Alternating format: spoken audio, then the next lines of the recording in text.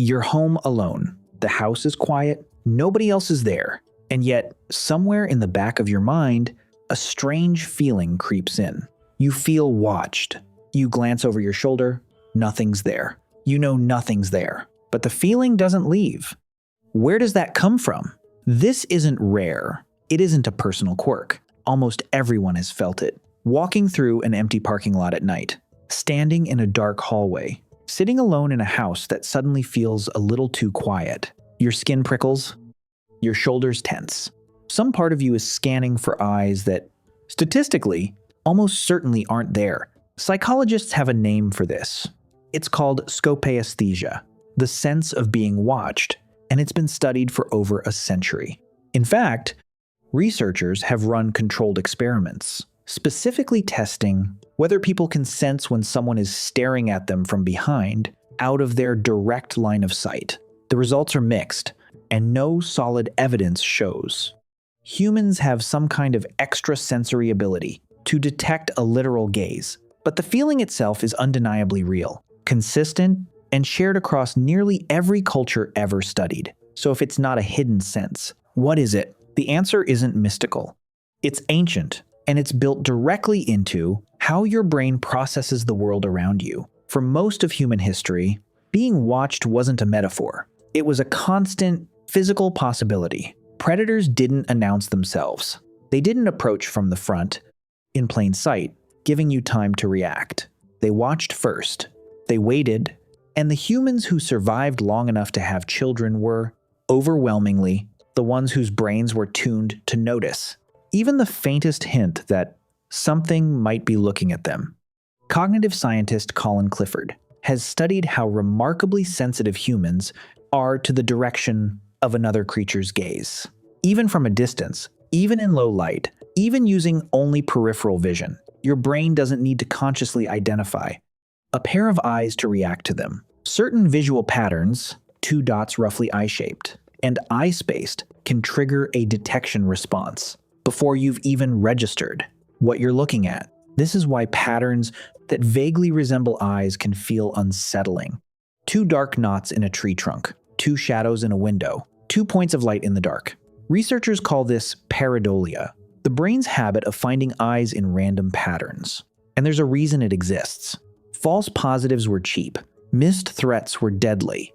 Mistake a shadow for eyes and run for nothing. You lose a little energy. Mistake real eyes for a shadow and do nothing, you might not get a second chance. Evolutionary biologist Randolph Nesse calls this the smoke detector principle.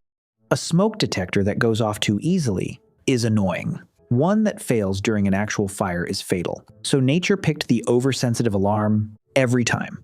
Your brain would rather give you 100 false alarms than miss one real threat, even once. Now think about being alone in a quiet house. There's no predator. There's no real threat. But your brain doesn't operate purely on current evidence. It operates on ancient priors, deeply grooved patterns built by ancestors who lived and died by exactly this kind of vigilance. Silence itself can become suspicious because in the environment, your nervous system was shaped by true silence sometimes meant something was creeping closer without making a sound. There's another layer to this too, one connected to something anthropologists call hypervigilance under uncertainty.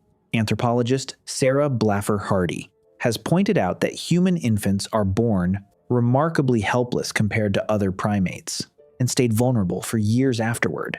That extended vulnerability likely shaped an entire suite of instincts focused on detecting danger early, well before it became obvious, because for a species with such slow developing offspring, waiting until a threat was certain was often too late.